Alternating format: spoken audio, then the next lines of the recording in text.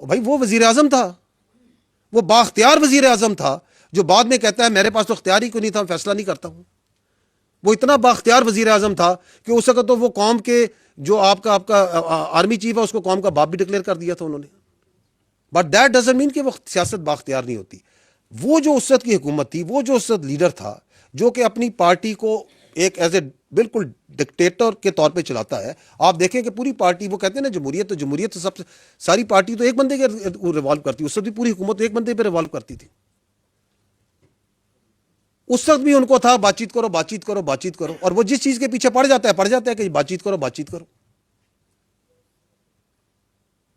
اور جو اس وقت ڈی جی آئی تھے وہ کدھر ہے اس وقت، جن کو انہوں نے اپنی سیاست کے لیے استعمال کیا.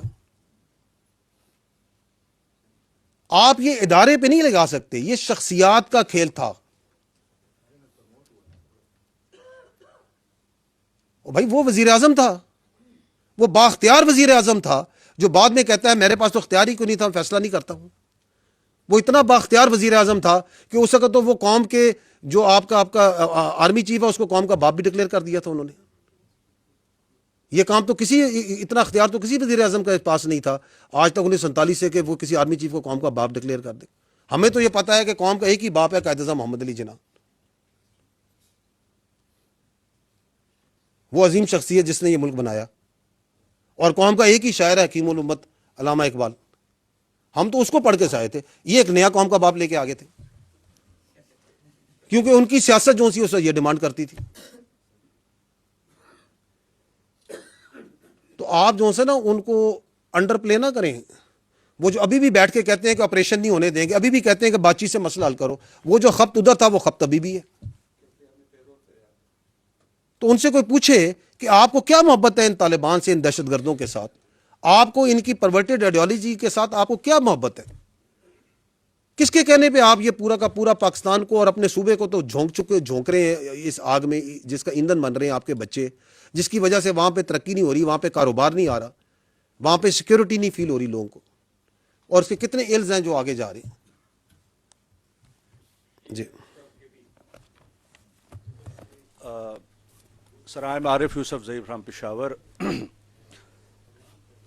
میں ذرا فلیش بیک کروں گا 2021 میں جب افغانستان میں طالبان آتے ہیں اور امریکہ اس کے نیٹو کو شکست ہوتی ہے، تو میں دیکھتا ہوں کہ پاکستانی میڈیا پر ایک جشن منایا جاتا ہے، اور جشن اس طرح ہوتا ہے کہ جیسے as if Pakistan defeated the US and its allies in Afghanistan. اس وقت ہم جیسے صحافی تو اس چیز کی مخالفت کر رہے تھے کہ پاکستان کیوں ایسے ماحول میں کھود رہا ہے کہ جس جنگ سے اس کا کوئی ڈائریکٹ لینا دینا یا وہاں پر اس نے کوئی لڑائی نہیں لڑی. تو آپ نے 2025 کو کلیئرٹی کا سال کہا کہ کلیئرٹی کا سال ہے. 2025 میں ہم دیکھتے ہیں کہ پھر پاکستان افغان طالبان سے ٹی ٹی پی کے لیے مذاکرات کرتا ہے. پہلے خود مذاکرات کرتا ہے، پھر یہ مذاکرات دوحہ چلے جاتے ہیں، قطر چلے جاتے ہیں، پھر وہاں سے استنبول چلے جاتے ہیں، پھر اس میں سعودی عرب بھی آ جاتا ہے، ایران بھی آ جاتا ہے، امریکہ تک کے اس کے بیانات آ جاتے ہیں، لیکن رزلٹ کوئی نہیں ملتا. لیکن یہاں پر ایک بات آتی ہے کہ کیا پاکستان کی پالیسی نے اس جو بین الاقوامی، اس ایک لوکل ایشو کو بین الاقوامی بنا کر ان دونوں کو لیجیٹیمیسی نہیں دی؟ افغان طالبان کو پاکستان نے تسلیم نہیں کیا، تو کیا ان کے ساتھ انٹرنیشنل فورمز پر بیٹھ کے بات چیت کر کے ان کو لیجیٹیمیسی نہیں دی گیا ٹی ٹی پی کو؟ دوسرا، یہ بارڈر کے حوالے سے بات ہو گئی. اب یہ سر افغان طالبان کہہ رہے ہیں کہ بارڈر تب کھلے گا جب پاکستان ہمارے ساتھ ٹریڈ کا الگ سے معاہدہ کرے گا. تو کیا پاکستان افغانستان کے ساتھ ٹریڈ کا الگ سے کوئی معاہدہ کرے گا، یا بارڈر کو جتنے کاروباری بارڈرز ہیں ان کو ہم پکے پکے بند سمجھیں؟ اور پختونخوا کے حوالے سے میں صرف یہ کہوں گا کہ اگر وہاں کی کابینہ نے انیڈ آف سول پاور کے خلاف فیصلہ دے دیا ہے، لیکن اب سپریم کورٹ میں وہ اپیل کرنے جا رہے ہیں، تو اگر اس چیز کو جو انووکڈ ہے آرٹیکل 245 جس کے تحت آرمی کو سوات آپریشن کے دوران طلب کیا گیا تھا، اگر وہ اس کو ریووک کرتے ہیں تو پھر آرمی کیا فیصلہ لے گی؟ وہاں پر رہے گی، آپریشنز کرے گی؟ ابھی تیرا سے لوگ بھی آ رہے ہیں، آئی ڈی پیز بن رہے ہیں، تو کیا پھر فوج واپس جائے گی یا وہیں رہ کر آپریشن کرے گی؟ جی ٹھیک. جو آپ نے بات کی کہ افغان طالبان سے آپ نے جو بات چیت کی تو آپ نے لیجیٹیمیسی تو نہیں دی اس کو، یہ آپ کا پوائنٹ ہے نا، پہلا پوائنٹ یہی ہے آپ کا. دیکھیں پاکستان دے افغان طالبان ایک ڈیفیکٹو ان کا رول ہے یا نہیں ہے وہاں پہ کابل میں؟ کس کا رول ہے؟ افغان طالبان کا. کیا پاکستان 2021 سے 2025 کے درمیان آپ نے افغان طالبان سے انگیج کیا یا نہیں کیا؟ تو پہلی بات تو یہ کہ جو آپ کہہ رہے ہیں کہ آپ نے بات چیت کی، تو آپ نے یہ بات چیت کوئی نئی بات نہیں کی، کیونکہ وہ جو کہتے ہیں نا کہ بات چیت کریں، ان کو بھی ہم یاد دہانی کراتے رہتے ہیں. پاکستان افغان طالبان کے ساتھ 2021 سے بارہا بات چیت کر چکا ہے. تو what is new about it, about that legitimacy? Because وہاں پہ ایک ایگریمنٹ دوحہ ہوا جس میں ایک افغان طالبان کے درمیان ہوا اور اس وقت کی جو انٹرنیشنل کولیشن فورسز ہیں ان کے درمیان ہوا. اس کے نتیجے میں ان کو سپیس ملی اور یہ کابل میں آ کے قابض ہو گئے. تو ڈیفیکٹو تو وہی ان کا رول ہے نا. ابھی آپ نے اگر کسی سے بات کرنی ہے افغانستان کے اندر جتنے یہ معاملات ہیں تو یو ہیو ٹو، اگر آپ نے بات کرنی ہے تو آپ نے کس سے بات کرنی ہے؟ اس کے علاوہ کون سی اینٹیز سے بات کریں گے جو اپنے آپ کو ساتھ انٹرم افغان گورنمنٹ کہلواتے بھی ہیں، وداؤٹ کسی الیکشن، وداؤٹ کسی لیگل مینڈیٹ کے کہلواتے بھی ہیں. And we have been talking. آپ کے وزیر خارجہ کے وزٹ ہو چکے ہیں 4 کابل میں، آپ کے وزیر دفاع اور ISI کے جو ہیڈ ہیں وہ 2 وزٹ کر چکے ہیں، نمائندہ خصوصی کے 5 وزٹ ہیں. یہ میں بات کر رہا ہوں 2021 سے 24-25 کے درمیان. سیکٹری لیول پہ 5 وزٹ ہیں، نیشنل سیکورٹی ایڈوائزر کا وزٹ ہے، جوائنٹ کوارڈینیشن کمیٹی کی 8 میٹنگز ہیں، بارڈر فلیگ میٹنگز اسی کے ساتھ آپ 225 کر چکے ہیں، احتجاجی مراسلے آپ 836 دے چکے ہیں، 13 ڈمارچ دے چکے ہیں. کس کے ساتھ کر رہے ہیں؟ انہی کے ساتھ کر رہے ہیں نا.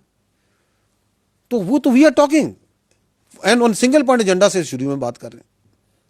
اب آپ نے جب اس بائیلیٹرل بات چیت میں کوئی فائدہ نہیں ہوا تو دین آپ کے جو، اور یہ گئے کون تھے؟ جب آپ نے کانٹیکسٹ ٹھیک ہونا چاہیے نا. Once you punish them in October, تو یہ پھر اس کے بعد وہ دوڑے گئے کہ جی ہمیں قطر اور پھر دوست ممالک آئے، اور جو وہ بات چیت ہوئی اس میں Pakistan has been absolutely clear کہ ہمارا آپ سے ایک سنگولر مسئلہ ہے کہ آپ یہ جو اپنی سوائل کو ٹیررزم میں استعمال کر رہے ہیں پاکستان کے خلاف، برائے مہربانی یہ نہ کریں. یہ ثبوت ہے، یہ چیزیں ہیں، اور ادھر ایک ویریفائیبل میکنزم بنا دیں. اگر آپ دونوں میں، ہم دونوں مل کے نہیں بنانا چاہتے، اب تھرڈ پارٹی ہے اس سے بنوا دیں جو ویریفائی کرے کہ واٹ ایور از کمنگ، اس کے اندر کوئی دہشت گردی نہیں آ رہی، کوئی اسلحہ نہیں آ رہا، کوئی RDX نہیں آ رہی، کسی قسم کا ایکسپلوسو نہیں آ رہا، کوئی سوسائڈ بمبرز نہیں آ رہے. Make a verifiable mechanism. اگر کوئی واقعہ ہوتا ہے تو وہ میکنزم یہ کہے کہ ہاں جی اس کے پیچھے جو سا افغان کنیکشن تھا یا نہیں تھا. اس سے زیادہ واضح کھل کے اوپن بات کیا ہو سکتی ہے؟ سو why are we talking with them? Who is the de facto? Because they are the de facto ruler and we are very logical people. The state of Pakistan is absolutely logical. آپ کا جو آپ diplomacy کرتے ہیں اس کے پیچھے بڑی logic ہوتی ہے، اس کے پیچھے کوئی غصہ نہیں ہوتا، اس کے پیچھے کوئی ناراضگی نہیں ہوتی، اس کے پیچھے ایک لاجک ہوتی ہے میرے بھائی.